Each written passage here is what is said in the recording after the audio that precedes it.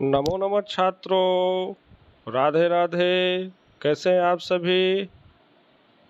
तो आप लोग को सामने दिख रहा होगा आज का क्लास संस्कृत व्याकरण व्यंजन संधि सभी छात्रों के लिए अनिवार्य है। मुख्य रूप से तो जो 10th का एग्ज़ाम देने वाले हैं उन बच्चों के लिए खासकर महत्वपूर्ण है।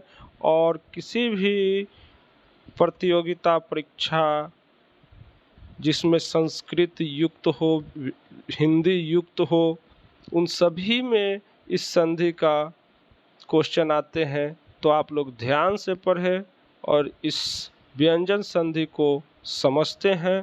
तो पाठ को शुरू करने से पहले मेरे चैनल को लाइक करें, सब्सक्राइब करें एंड शेयर करें। तो चलिए दोस्तों, आज हम पाठ को आरंभ करते हैं।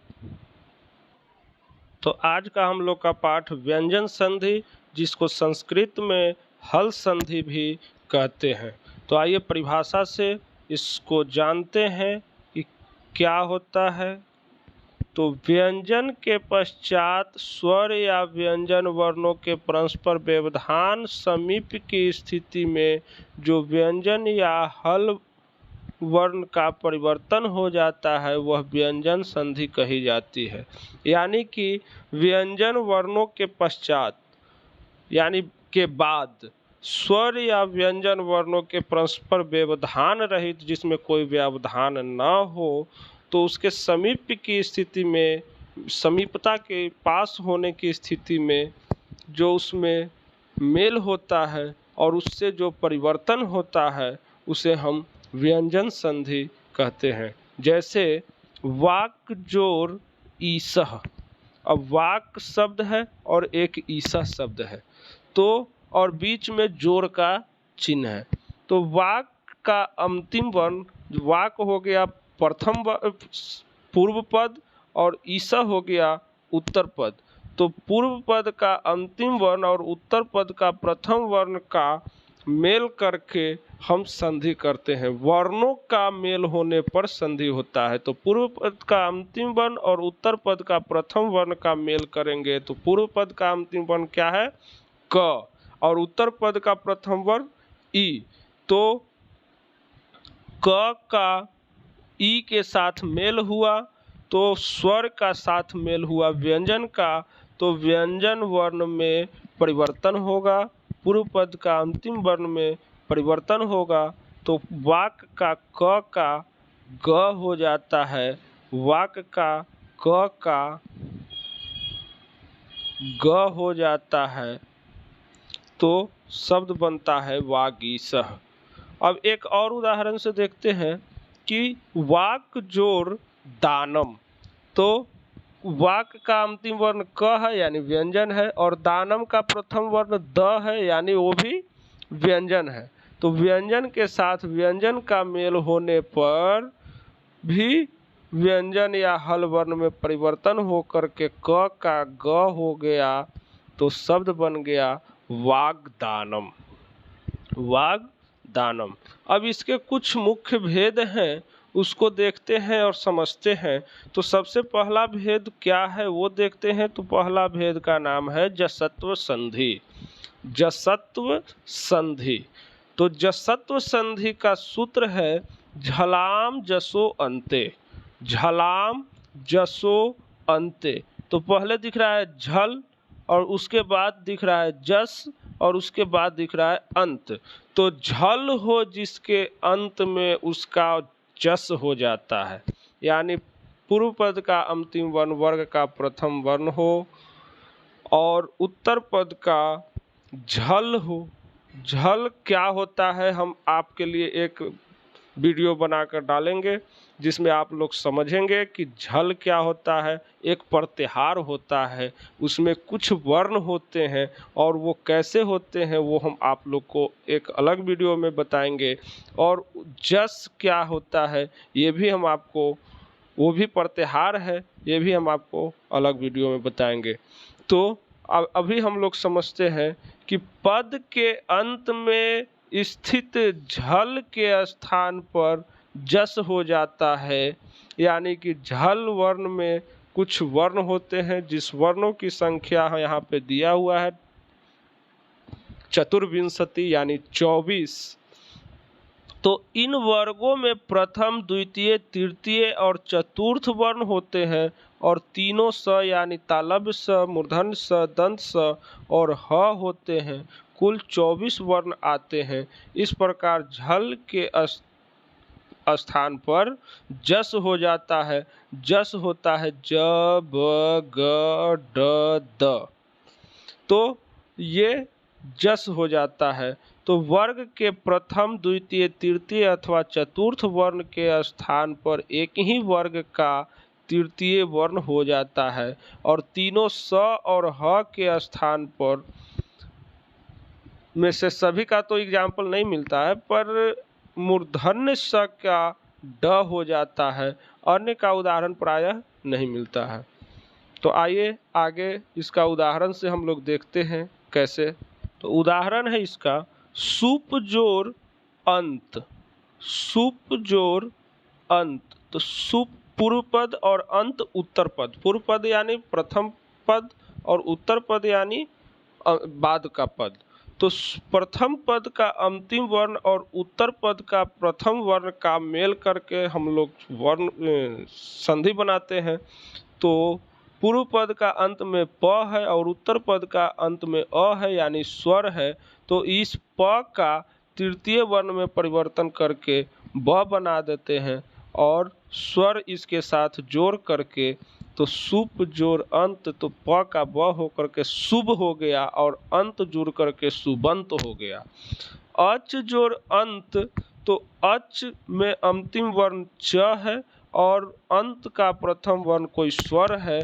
तो इस च का इसी वर्ग का तृतीय वर्ण में परिवर्तन करेंगे तो ज बन जाएगा और इसके साथ ही स्वर को जोड़ करके अजंत बना देंगे। अच का अज हो गया और अंत जुड़ करके अजंत शब्द बन जाता है। यहाँ पे देखते हैं अप जोड़ जम। तो अप में अंतिम वर्ण क्या है प और जम का प्रथम वर्ण ज। तो इस प का तृतीय वर्ण में परिवर्तन करेंगे उसी वर्ग का तो ब हो जाएगा और ब के साथ ज का मेल होने पर क्या बनेगा अब और जम जुड़ करके अबजम बन गया। वाक जोड़ ईसह। वाक का अंतिम वर्ण क है और ईसह का प्रथम वर्ण ई है। तो इस क का तृतीय वर्ण में परिवर्तन करेंगे और इसके साथ स्वर को जोड़ करके वागीसह बनाएंगे। जगत जोड़ ईसह। जगत जोड़ ईसह। तो जगत का अंतिम वर्ण त है और ईसह का प्रथम वर्ण कोई स्वर है। तो इस त का तृतीय वर्ण में परिवर्तन करके द बनाएंगे और उसके साथ स्वर को जोड़ करके जगदीशह बनाएंगे। दिक जोड़ अंबरह। तो दिक का अंतिम वर्ण क्या है क है और अंबर का प्रथम वर्ण कोई स्वर है। तो यदि व्यंजन वर्ण का किसी स्वर के साथ भी मेल होने पर उस वर्ग का तृतीय वर्ण में परिवर्तन हो जाता है। तो क का तृतीय वर्ण ग होता है, उसके साथ स्वर जुड़ करके दिगंबर शब्द बनता है। दिक जोड़ गजह। तो पूर्व पद का अंतिम वर्ण क और उत्तर पद का प्रथम वर्ण ग है। तो उस प्रथम वर्ण का तृतीय वर्ण में परिवर्तन करेंगे और उसके साथ ग को जोड़ेंगे तो दिग्गज बनेगा। सत जोड़ धर्म। तो सत का में पूर्व पद का अंतिम वर्ण वर्ग का प्रथम वर्ण है और धर्म में पूर्व पद उत्तर पद का प्रथम वर्ण जो है ध है। तो तृतीय वर्ण को में परिवर्तन करेंगे और ध के साथ जुड़ेंगे तो सधर्म बनेगा। चित्त जोड़ रूपम। तो चित्त जो रूपम में त है और र है। तो त और र का जोड़ेंगे तो त तृतीय वर्ण में परिवर्तन हो करके चिद्रूपम बनाएगा।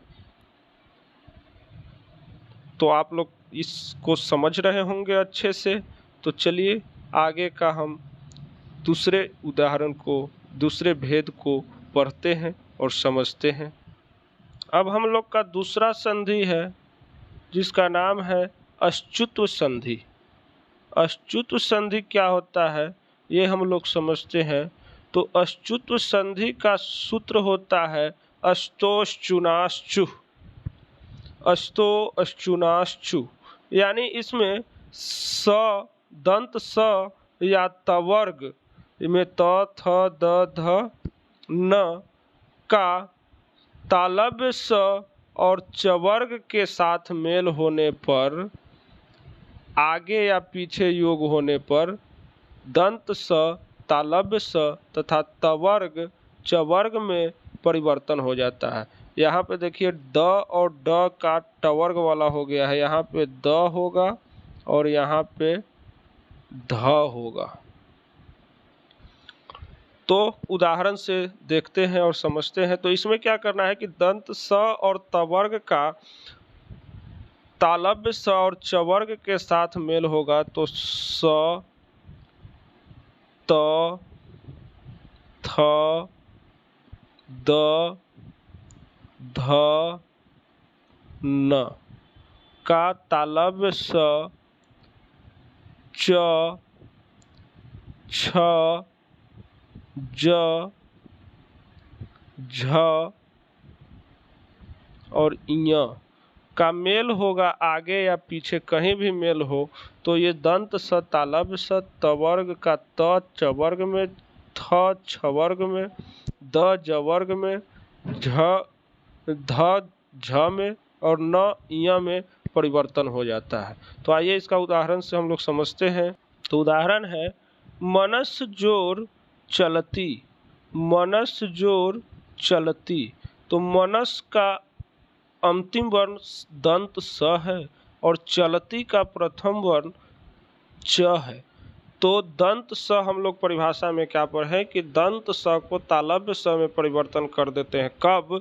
जब आगे या पीछे तालव्य स या चवर्ग वर्ण से मिलता है। तो क्या बन जाएगा? तालव्य स और च, तो मनस चलती शब्द बन जाएगा। जैसे रामस जोर सेते, तो रामस पूर्व पद का अंतिम वर्ण दंत स है और सेते उत्तर पद का प्रथम वर्ण तालव्य स है।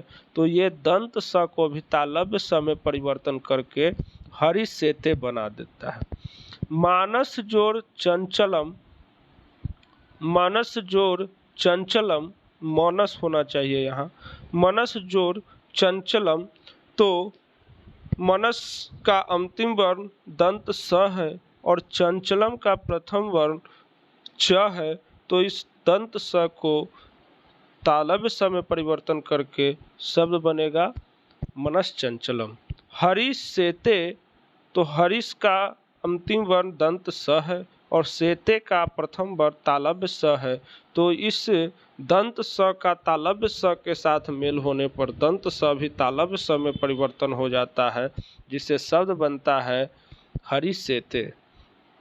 सत जोर चित्त, सत जोर चित्त। तो पूर्व पद का अंतिम वर्ण त है और चित्त का प्रथम वर्ण च है। तो इस त को चवर्ग के साथ मेल होने पर त भी च में परिवर्तन हो जाता है।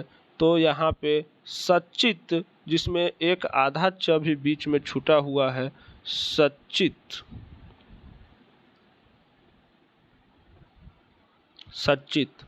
सत जोर चरणम, सत जोर चरित्रम, चरणम नहीं सॉरी चरित्रम, क्योंकि आपका उदाहरण सच्चरित्रम का दिया हुआ है। तो सत जोर चरित्रम, तो त पूर्व पद का अंतिम वर्ण त है और चरित्रम का प्रथम वर्ण च है। तो त का च में परिवर्तन होकर के सच्चरित्रम शब्द बन गया। उत जोर चारणम, तो त का च के साथ मेल होने पर क्या बना? उच्चारणम। सत जोर जनः, तो ज है वर्ग का तृतीय वर्ण, तो हम लोग इसको परिवर्तन करेंगे, त को भी द में परिवर्तन करके, और क्या बनाएंगे? द को ज में परिवर्तन करेंगे और सज्जनः बनाएंगे। उत जोर ज्वलः, तो त को द में परिवर्तन करके और क्या बनाएंगे? उज्ज्वलः। जगत जोर जननी, तो त को द में परिवर्तन करेंगे और ज के साथ मेल करने पर जगत जननी बनेगा, जगत जननी, जगत जननी। तो इस प्रकार से अच्युत संधि में तवर्ग में परिवर्तन करते हैं, तवर्ग को चवर्ग में परिवर्तन करते हैं, दंत स को तालव्य स में परिवर्तन करते हैं। तो आशा करते हैं आप लोग को ये पाठ अच्छे से समझ में आ रहा होगा। तो आइए हम इसके आगे का पढ़ते हैं। तो आगे का तृतीय भेद है जिसका नाम है अष्टुत्व संधि। अष्टुत्व संधि का सूत्र होता है स्टुनाष्टु, अष्टुनास्तु। तो इसमें क्या कह रहा है कि यदि उसी के तरह जैसे हम लोग अच्युत संधि पढ़े तो उसमें दंत स और तवर्ग का तालव्य स और चवर्ग के साथ मेल होने पर वो दंत स तालव्य स में परिवर्तन हो जाता था और वो तवर्ग चवर्ग में परिवर्तन हो जाता था। उसी प्रकार अष्टुत्व संधि में यदि दंत स और तवर्ग का मूर्धन्य स और टवर्ग के साथ मेल होगा तो दंत स मूर्धन्य स में और तवर्ग टवर्ग में परिवर्तन हो जाएगा। वो क्या होता है? अष्टुत्व संधि होता है। तो आइए उदाहरण से हम लोग समझते हैं। तो उदाहरण में लिखा है स को, किस स को? दंत स को। दंत स को मूर्धन्य स में कैसे परिवर्तन करते हैं? तो आइए देखते हैं। तो रामस जोर षष्ठः, तो इसमें देखिए पूर्व पद का अंतिम वर्ण रामस का स है और उत्तर पद का प्रथम वर्ण षष्ठः का मूर्धन्य स है। तो ये मूर्धन्य स के साथ जुड़ रहा है। जुड़ाव से क्या हो रहा है कि ये दंत स भी मूर्धन्य स में परिवर्तन हो जा रहा है और शब्द बन रहा है राम षष्ठः, राम षष्ठः। इसी प्रकार हरीश जोर टीकते, हरीश जोर टीकते, तो पूर्व पद हरीश है, उत्तर पद टीकते है। तो पूर्व पद का अंतिम वर्ण दंत स और उत्तर पद का प्रथम वर्ण ट है। तो इस दंत स का ट के साथ मिलने पर यह दंत स भी मूर्धन्य स में परिवर्तन हो जाता है और शब्द बनता है हरीश टीकते, हरीश टीकते। अब इसी प्रकार तवर्ग का टवर्ग में कैसे परिवर्तन होता है ये हम लोग समझते हैं। तो उदाहरण देखते हैं। तत् जोर टीका, पूर्व पद है तत् और उत्तर पद है टीका। पूर्व पद यानी पहला पद, उत्तर पद यानी बाद का पद। तो तत् का ट और टीका का ट के साथ मिलने पर क्या करता है? तो तवर्ग को भी टवर्ग में बदल देता है। तो त का ट हो जाता है। तो ट और ट के मिलने पर डबल ट यानी संयुक्त हो जाता है और शब्द बनता है टट्टिका। यत जोड़ टीका, तो यत का त और टीका का ट दोनों जुड़ने पर त को ट में परिवर्तन करके ट संयुक्त हो करके यट्टिका बन गया। उत जोड़ डयनम, तो ड है टवर्ग का तृतीय वर्ण और उत में प्रथम वर्ण है त। तो जसत्व संधि हम लोग पढ़े हैं, उसमें त को द तृतीय वर्ण में परिवर्तन करने के लिए वर्ग का प्रथम द्वितीय तृतीय वर्ण हो तो उस प्रथम वर्ण को तृतीय वर्ण में परिवर्तन कर देते हैं, ऐसा हम लोग पढ़े हैं। तो यहाँ पर भी त को द में पहले परिवर्तन किया और द से ड के साथ मेल होने पर भी ड में परिवर्तन होकर के ड संयुक्त बन गया। तो बन गया उड्डयनम। आकृष जोर टह, तो आकृष में दंत स है और ट के साथ संयोग होने पर, जुड़ने पर ये दंत स भी मूर्धन्य स में परिवर्तन होकर के आकृष्टः बना दिया, आकृष्टः।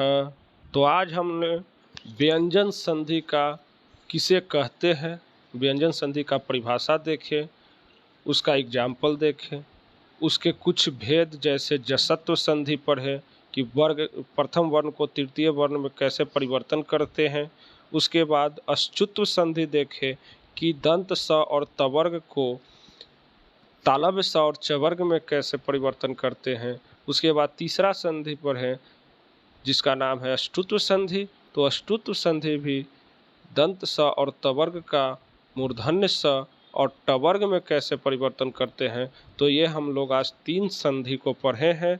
तो ध्यान से ये पढ़े होंगे, और नहीं तो एक बार फिर से इस वीडियो को देख लीजिएगा, समझ लीजिएगा, और 1-2 बार इसको देख कर रिवीजन कीजिएगा, जिससे आप लोग को पूर्णतया ये समझ में आ जाएगा। और आगे का भेद, आगे का संधि आगे की क्लास में हम लोग पढ़ेंगे। तो धन्यवाद मित्रों, चैनल को लाइक एंड सब्सक्राइब करें, शेयर करें। धन्यवाद।